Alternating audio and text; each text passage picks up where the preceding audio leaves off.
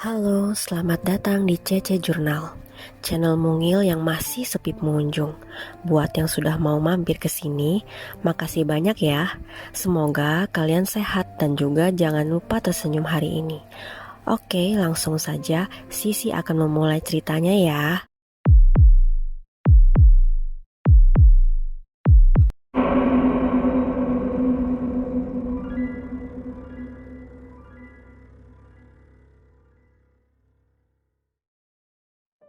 Delisa, ini cermin kesayangan nenek. Beliau sudah menuliskan dalam wasiat bahwa cermin dan rumah ini untukmu. Harta nenek yang lain untuk paman dan bibimu. Tetua desa berbicara saat kami mengadakan pertemuan untuk membacakan surat wasiat setelah 2 minggu nenek meninggal. Delisa hidup di sebuah perkampungan. Jika ada yang meninggal, biasanya tetua desa yang diberikan kepercayaan untuk membacakan surat wasiat. Karena biasanya tetua desa adalah orang-orang pilihan yang memang sudah terkenal kebijaksanaannya. Selepas kepergian nenek, Delisa merasa sangat terpukul karena dia cucu yang paling dekat, walau usia Delisa sudah dewasa. Nenek tetap memanjakannya, selalu memberikan apa yang Delisa butuhkan. Ayah ibunya telah meninggal saat usianya 10 tahun. Sejak saat itu ia diasuh oleh neneknya. Baik pak, saya terima apapun yang diberikan nenek. Beliau pasti tahu apa yang terbaik buat saya, jawab gadis berusia 20 tahun itu. Satu rumah yang ada di desa Sepaku dan 1 hektar kebun sawit untuk Mas Bram, 1 rumah yang ada di desa Ici beserta 1 hektar kebun karet untuk Mbak Mayang. Saat Pak Tetua membacakan lagi surat tersebut. Bagaimana Mas Bram dan Mbak Mayang, apakah kalian setuju dengan pembagian warisan ini? Ujarnya. Kami setuju. Paman dan bibiku menjawab berbarengan. Baiklah, karena kalian setuju, silahkan tanda tangan di surat pernyataan ini. Pak Tetua mengangsurkan surat yang harus kami tanda tangani.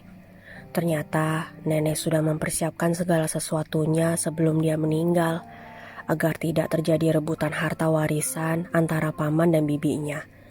Setelah acara bagi waris selesai, paman dan bibi Delisa berpamitan untuk pulang ke rumah mereka masing-masing. Sebelumnya, tetua telah pulang terlebih dahulu.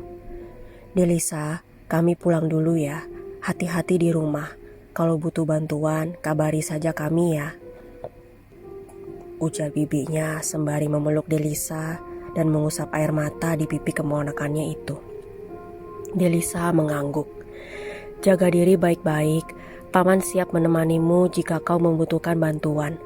Pamannya mengusap kepala Delisa. Kemudian mereka menaiki mobil masing-masing untuk pulang ke rumah. Yang neneknya berikan memang rumah yang sudah paman dan bibinya tempati. Sehingga mereka tidak mempermasalahkan warisan yang sudah nenek tulis. Tinggallah Delisa sendirian berada di rumah panggung yang terbuat dari kayu ulin. Rumah berukuran 15 kali 20 semakin terasa besar bagi Delisa yang kini hanya sendirian. Dia memasuki kamar nenek di mana cermin itu berada. Cermin yang dibingkai kayu ulin dengan ukiran khas daerahnya. Lampu kamar yang temaram membuat suasana kamar terasa berbeda dari ruangan lainnya. Ditambah lagi cuaca malam ini yang terasa lebih dingin dari biasanya, membuat bulu kuduk Delisa merinding. Meski begitu, Delisa tidak memperdulikannya. Dia ingin mengenang saat-saat bersama nenek, dibaringkan tubuh rampingnya di atas kasur yang berada di tengah ruangan. Dia memikirkan bahwa hari-harinya akan sepi di rumah ini. Delisa, kau tidak akan kesepian. Sekarang kau yang akan menggantikan posisi nenekmu. Kau yang akan menemaniku sekarang. Kita bisa menjadi teman. Kau bisa menceritakan pengalamanmu di luar sana. Sebuah suara bergema di ruangan itu. Delisa kebingungan dan merasa takut. Siapa kau? Keluarlah, jangan sembunyi. Delisa membentak, berpura-pura memberanikan diri. Kau tidak perlu takut, aku tidak bersembunyi. Lihatlah aku berada di sini, di cermin. Suara itu berkata lagi. Delisa menghadap cermin yang terlihat hanya pantulan dirinya saja. Tidak ada sesuatu yang aneh, kecuali senyum yang terukir di pantulan dirinya tersebut. Delisa tersurut mundur dengan ketakutan. Pantulan dalam cermin itu tidak bergerak sama sekali. Dering telepon dari ponselnya membangunkan Delisa. Untunglah hanya mimpi, berarti sudah semalaman aku tertidur di kasur nenek, gumamnya. Segera diangkatnya telepon dari sahabatnya, Ainun. Ya, ada apa Nun? Assalamualaikum, dibiasakan ucapkan salam Non. Hari ini kamu kuliah kan? Pasti kamu baru bangun tidur ya? Dari suaramu sepertinya tebakanku tepat. Dilihatnya arloji yang berada di tangan putihnya. Waktu menunjukkan pukul 5:30 pagi. Waalaikumsalam, masih jam 5:30 Nun, masih pagi ini. Delisa berkata pada temannya. Kamu pasti belum sholat subuh. Cepetan sholat sana, gak usah nanti-nanti, buruan udah kesiangan. Iya, bawel banget, aku gak dengar suara azan dari HP-ku. Padahal biasanya kedengeran loh. Delisa tersenyum, walau sahabatnya tidak akan mungkin dapat melihat. Kalau gak dibaweli, kamu sering lupa waktu, hahaha. Terdengar tawa dari ujung sana. Yaudah, aku mau sholat dulu Nun. Ya, makasih sudah jadi sahabatku dan mengingatkanku. Delisa meringis saat mengucapkan kata-kata itu. Terdengar helaan nafas di ujung sana. Itulah gunanya sahabat, untuk saling mengingatkan. Udah, sholat sana. Telepon dimatikan oleh sahabatnya. Lalu Delisa bergegas untuk mengambil air wudhu di kamar mandi belakang rumah. Kemudian melaksanakan sholat di kamarnya sendiri. Setelah melaksanakan sholat, Delisa membuat sarapan untuk diri sendiri. Sekarang Delisa harus membiasakan diri melakukan segala sesuatunya seorang diri. Biasanya ada nenek menemani hari-harinya di rumah itu. Delisa terpekun memandangi kursi yang selalu digunakan nenek saat mereka sarapan. Bayangan saat mereka makan bersama berkelebat. Delisa, gak usah pacaran dulu. Selagi kuliah, fokus saja untuk meraih prestasi. Nanti ada saatnya kamu pacaran. Setelah menikah tapinya ya.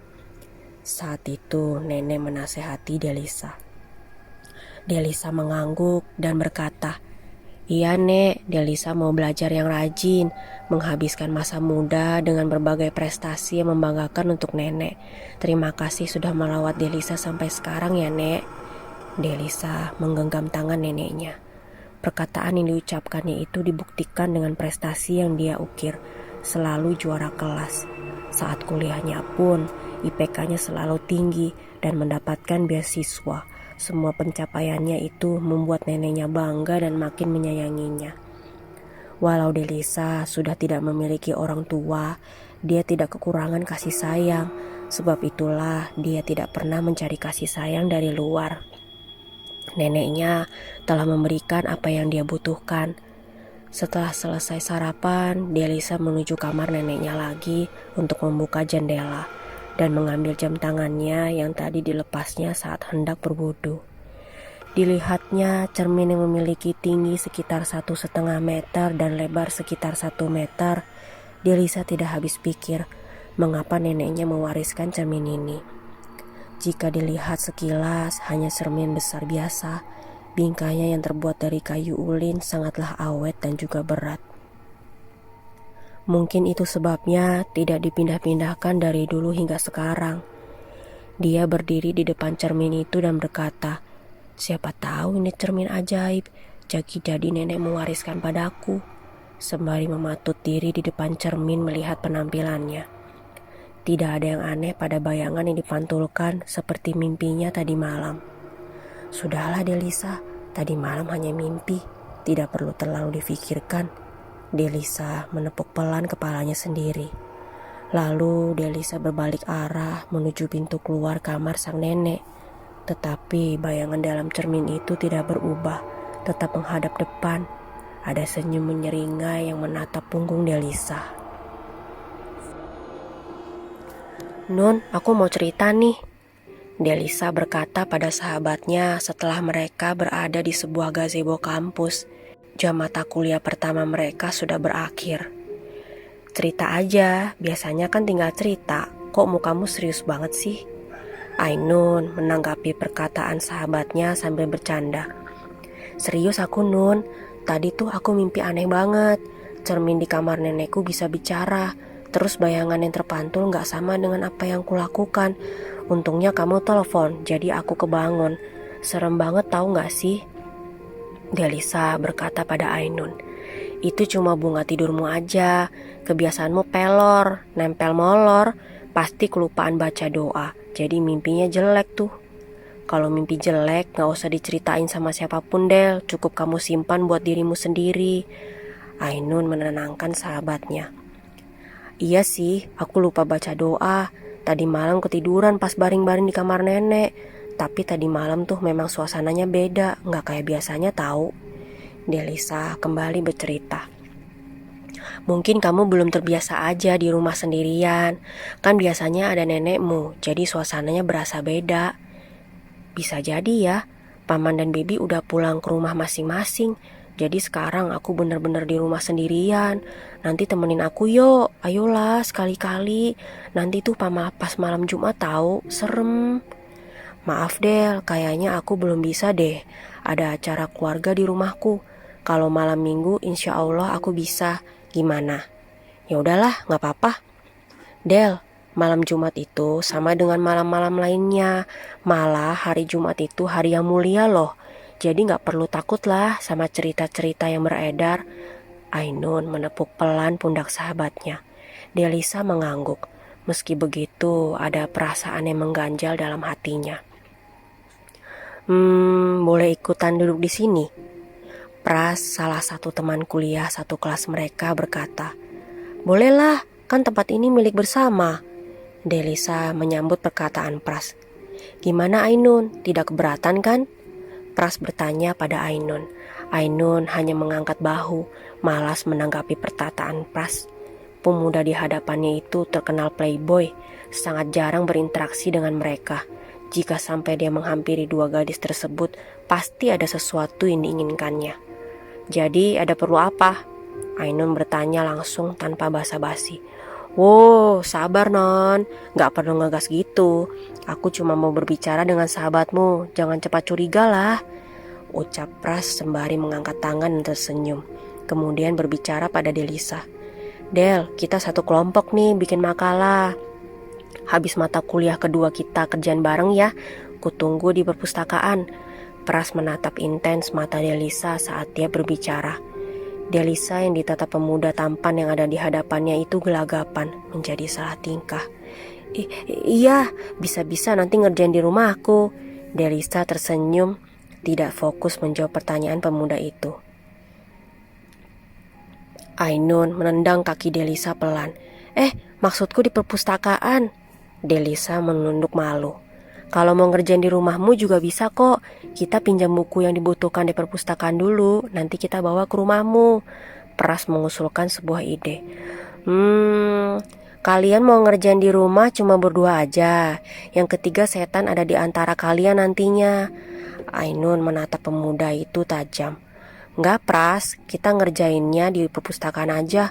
Aku tadi cuma salah ngomong." Delisa berkata. Dia tidak enak dengan sahabatnya. "Baiklah, jangan lupa aku tunggu ya." Pras bangkit dari tempatnya duduk, lalu melangkah pergi sembari melambaikan tangan. Setelah kepergian pemuda playboy itu, Ainun berkata pada sahabatnya, "Hati-hati, gak usah terlalu dekat sama dia. Jaga diri baik-baik.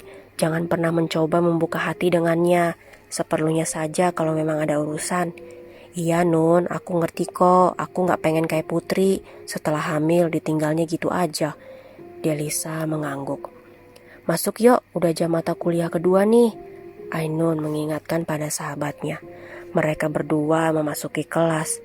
Sudah ada Pras menempati kursi di bangku belakang. Saat mata Delisa bertatapan dengannya, Pras memberikan senyum. Untuk sesaat, Delisa terpana. Manisnya, gumam Delisa pelan. Apanya yang manis, Del? Ainun bertanya. Anu, tadi aku di rumah bikin teh kemanisan. Dah yuk, duduk di depan masih kosong. Delisa mengalihkan perhatian sahabatnya. Pras yang melihat tingkah Delisa tersenyum samar. Aku bisa dapetin kamu, bikin penasaran cewek yang tak tersentuh satu ini. Pras berkata pelan. Siapa yang kamu maksud, bro? Aku tahu. 2 sahabat yang tak terpisahkan itu kan? Susah deketin mereka. Sebenarnya Delisa ramah, enak diajak berteman, walau agak menjaga jarak. Tapi teman yang berjilbab marun itu lebih susah lagi dideketin. Sepertinya ada sekat yang membuat kita tahu diri kalau mau kurang ajar sama dia. Jupri berkata sambil memperhatikan 2 sahabat yang duduk di depan mereka. Ya itu, malah bikin aku penasaran. Sengaja aku tadi milih satu kelompok sama dia untuk buat makalah, biar aku ada kesempatan berdua. Sahabatnya juga gak bisa ikut karena dia sudah presentasi kemarin. Dasar kamu itu, ada aja akalnya kalau mau deketin cewek. Cuma saranku gak usah macem-macem sama dia gadis baik-baik. Dosen datang tuh, Pras memberitahu sahabatnya. Setelah selesai mata kuliah, Delisa langsung menuju perpustakaan. Sahabatnya telah berpamitan terlebih dahulu untuk pulang. Membantu ibunya memasak untuk acara keluarga. Berkali-kali sahabatnya mengingatkan Delisa untuk biasa saja dengan Pras. Delisa memasuki perpustakaan, diedarkannya pandangannya. Dilihatnya Pras melambaikan tangan tanpa bersuara. Banyak juga mahasiswa yang datang pada hari itu. Delisa bergegas menghampiri Pras. Cepet banget sudah sampai sini. Perasaan kita baru keluar. Delisa berbisik pelan setelah sampai di hadapan pemuda itu. Iya, aku tadi lihat kamu lagi ngobrol sama Ainun. Gak enak kan kalau mau ganggu. Jadi aku duluan aja ke sini, sahutnya pelan. Mereka mengerjakan makalah dengan serius. Tidak banyak pembicaraan di luar topik tugas makalah. Tidak terasa hari sudah sore menjelang maghrib. Tugas mereka sudah selesai, siap dipresentasikan besok di depan kelas. Keduanya keluar dari perpustakaan. Kamu gak mau motor, Del? Enggak, aku tadi malas manasin motor, jadi naik angkot. Ya udah, ku antar aja yuk. Jam segini udah jarang banget ada angkot. Pras menawarkan diri. Delisa ragu-ragu menerima tawaran Pras. Tetapi memang benar apa yang dikatakan temannya itu. Sudahlah, ayo naik, tenang aja, aku gak akan ngapa-ngapain kamu kok. Kamu ku antar sampai rumah dengan selamat. Baiklah, terima kasih sebelumnya. Rumahku di kilometer 38. Akhirnya Delisa menyetujui dan membonceng. Belok kiri, rumah cat warna hijau, stop ya. Delisa berkata setelah mereka hampir sampai di rumahnya. Terima kasih udah ngerepotin. Ayo mampir sebentar, kamu pasti capek. Delisa berbasa-basi menawarkan pada Pras. Pemuda itu menyetujui dan ikut memasuki rumah tempat Delisa tinggal. Kok sepi? Iya, aku di rumah cuma sendirian. Biasanya sama nenek. Tapi ini sudah 15 hari nenek meninggal. Turut berduka cita. Pasti kamu kesepian banget ya di sini sendirian. Ya, begitulah. Delisa menjawab singkat. Dia tidak menyangka pemuda itu mau benar-benar mampir. Padahal tadi hanya basa-basi untuk menjaga kesopanan saja. Pras merasa inilah kesempatannya untuk berkata tentang perasaannya. Del, sebenarnya aku sudah lama suka sama kamu. Tapi sikapmu yang menjaga jarak, aku gak berani mendekatimu. Pemuda itu berkata dengan hati-hati. Delisa kaget, tidak menyangka pemuda tampan dan menjadi idola itu menyukainya. Aku juga sebenarnya menyukaimu. Gadis itu menunjukkan wajah malu. Terdengar suara benda jatuh di kamar nenek. Keduanya saling tatap. Jangan-jangan ada maling, Del. Pras bergegas mengajak Delisa untuk melihat situasi. Delisa mengangguk, segera menuju kamar nenek. Mereka tidak melihat sesuatu pun yang jatuh di kamar itu. Jendela kamar terbuka. Delisa ingat jika belum menutupnya. Dia menuju jendela kamar, sedangkan Pras melihat sebuah cermin besar yang menarik perhatiannya. Pemuda itu seperti terhipnotis berjalan mendekati cermin dan mengulurkan tangannya.